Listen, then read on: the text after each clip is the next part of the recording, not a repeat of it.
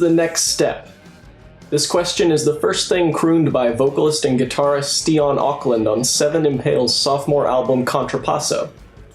It was also the question burning in my mind after several months of listening to their debut album, City of the Sun, which was my favorite record of 2014. I've heard plenty of bands with elements of both jazz and prog rock, but never one that truly synthesizes those styles in perfect balance. Typically, you can feel whether a band is rooted in jazz and incorporating some elements of prog, or vice versa. With this Norwegian sextet, such a distinction is impossible. They are exactly, as their Facebook puts it, progressive jazz rock. They exemplify this sound on the 5 tracks of City of the Sun, presenting themselves as some glorious hybrid of King Crimson, the Mars Volta, and Kjjjjjjjjj. But we can all name bands that launched themselves onto the scene with an incredibly promising debut, only to faceplant with a disastrous follow-up that stripped away whatever made them good to begin with. So where would Seven Impale go? Play it safe and offer more of the same? Not the worst idea, since they had crafted an excellent and unique sound already. Go 4/4 and become the prog world's version of Kenny G? Unlikely, though not impossible. Or would they keep their roots but also work in some new angles? Could they do this without compromising their identity or ending up just another one-album wonder?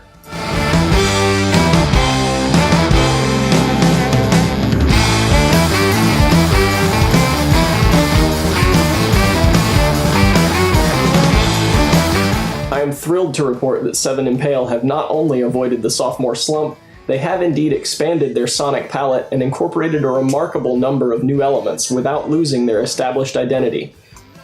Contrapasso is often downright surprising in the directions it chooses to take, and yet never feels like a completely different band from their debut.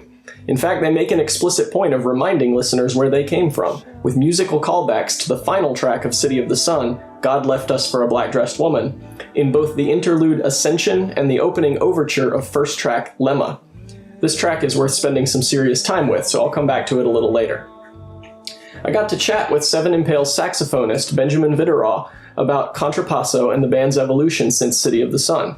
He told me that the previous album was a collection of songs they had been playing for a while, whereas the new album was much fresher and was indeed not entirely finished when they started recording it. Quote, "We had made the structure of the songs and most melodies were finished, but the songs didn't reach their final form until we worked on them in the studio." There is an enhanced unity on the album in terms of structure and sequencing, as well as the band working better together as a result of 2 years more experience and bonding. The capabilities of this tighter group are reflected brilliantly in both quality and quantity on this work. The 9 tracks comprise more than an hour, but more than justify the listener's time investment. When you press play, you will be immediately met with an angular riff that grounds the band in the sound you're familiar with if you know their first album.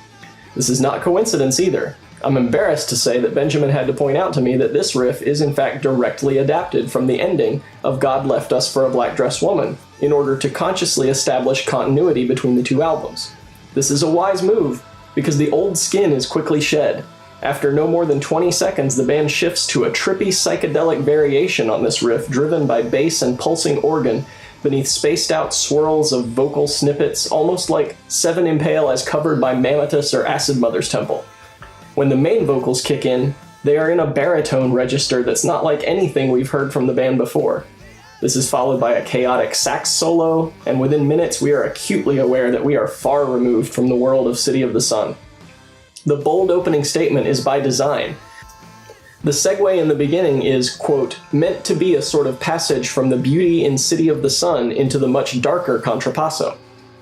As the song proceeds, we get a dramatic theatrical middle section, not unlike something Vulture Industries might pull off, and then a melancholy melodic build to the ending, which reprises a theme from earlier in the song. It's safe to say the band is proud of their work on this unique opener. When I asked which song stood out as their favorite, 4 of the 6 members mentioned Lemma, for many of the reasons I hit on as well. Bassist Tormod Fosso says the song, quote, covers a wide range of emotions, and gives a good nod to what has been, while we also explore some new ideas that give a good indication to what Seven Impale has become, and still evolves towards. Guitarist Erland Olsen agrees, as the song, quote, uniquely ties together City of the Sun and Contrapasso, and kind of defines Seven Impale. Keyboardist Håkon Vinje adds that it, quote, leaves me in a very special mood every time I listen through it. and Stian adds that it, quote, captures all what Seven Impale is about. All that is well and good, but I would caution any casual listener or anyone who is being introduced to the band with this album against judging the entirety of their sound by this track. It is excellent, but it is very much distinct from other songs. Second track, Heresy, is a more rollicking number with higher register vocals. I jotted in my notes at one point that the organ made me think of a jazzy version of Ghost. While Inertia lunges forward with playfully fluid and subtle time signature shifts and sounds much more like a traditional Seven Impale piece. This one is Benjamin's pick for a favorite since it features some finished versions of riffs he wrote down in Guitar Pro more than 5 years ago. The payoff is satisfying for him as well as us, because this is one of my two favorites on the album as well. The chorus is addictive, and the subdued, haunting bridge is exceptional in the way it allows all the band's instruments to interact without being over the top.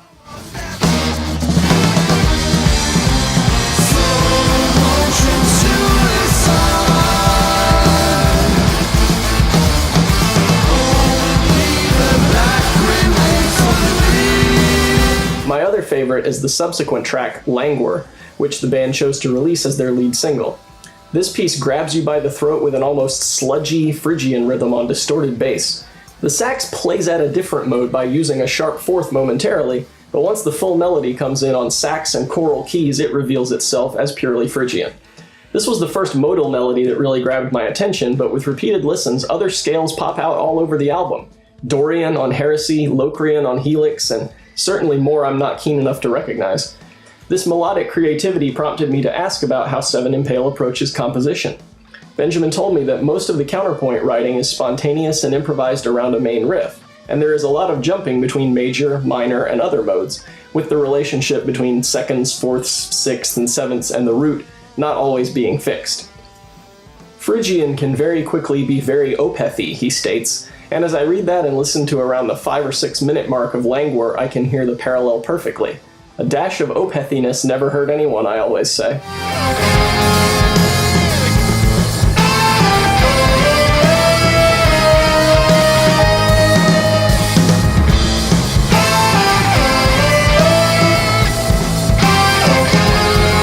The band's maturation as songcrafters exudes from every pore of this album. Each track is richly layered and accented with instruments and vocal passages, unexpected yet perfectly flowing dynamic twists, and smooth transitions between disparate musical ideas. While there are 6 instrumentalists vying for the listener's attention, they are incredibly well balanced and frequently pared down so that only 2 or 3 are driving the song at any given time. The wide variety of sounds comes from an even wider variety of influences, from Critical Darlings' Snarky Puppy and Tigran Hamasyan, to the cerebral metal of Meshuggah and Shining, to Frank Zappa and a handful of others I can't even categorize because they're so far outside my wheelhouse. Hiatus Coyote, Nick Bartsch's Ronin, Sleep Party People, Elephant Nine, and, quote, basically everything involving Mark Guiliana were a few of the artists offered by Benjamin. Benjamin made a point of crediting producer Ivor Sandoy specifically for his aid in helping them explore new vocal territory, incorporating vocals from almost all the members onto several of the tracks. Heresy, Inertia, Convulsion, and Helix have vocal contributions from the larger group. But even when it's just main vocalist Stian, the terrain he covers is surprisingly diverse and all well executed. After the gentle interlude of Ascension, Convulsion kicks in with one of the album's most concentrated bursts of energy, featuring distorted guitar and bass and a sort of spaced-out yelling for the vocal style. Helix follows with a strange melody that almost sounds like a synthesized dial tone and progresses into a brooding, claustrophobic churner. Around halfway through, distortion and waves of synth crank things up and set the stage for perhaps the most abrasive vocals on the album.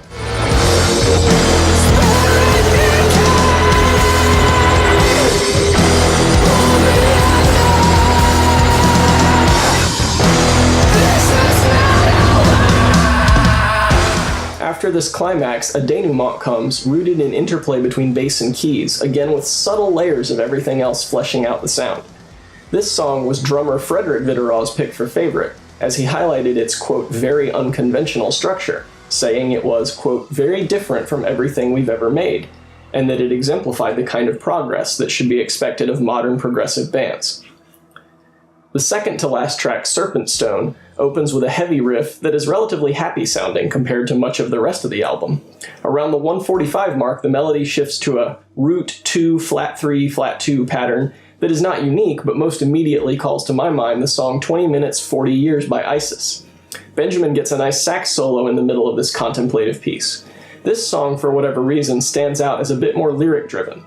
According to Benjamin, there is a loose thread that governs the lyrical themes on both City of the Sun and Contrapasso, having to do with a, quote, utopian universe. On the new album, things revolve around false prophets causing this perfect society to crumble by essentially attracting cult followings, and the, quote, downfall and resurrection of the city and its people. This fits sensibly with the somewhat hopeful-sounding quality of Serpent Stone, which is the last lyrical track on the album. That brings us to the closer, the 11-minute Phoenix, a song which I personally have a somewhat tortured relationship with. Seeing the track length and having heard the rest of the album before it, I had prepared myself for an epic progressive capstone track that would weave all the threads of the album together in glorious climax. I'd kept waiting for that climax, and waiting, and waiting, and then the 11 minutes were gone. The band decided to veer a different direction for their finale here. Instead of Cassandra Gemini, they gave us Chameleon.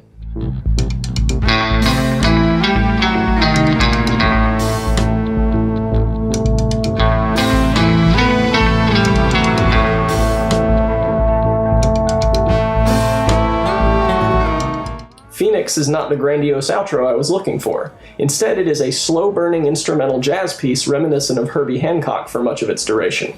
It does pick up around 5 minutes in to something that feels more in line musically with the rest of the album, then teases around 8 minutes with a burst that hints at a massive ending that never comes, before settling back into the same groove that introduced the song and fading gently into the ether.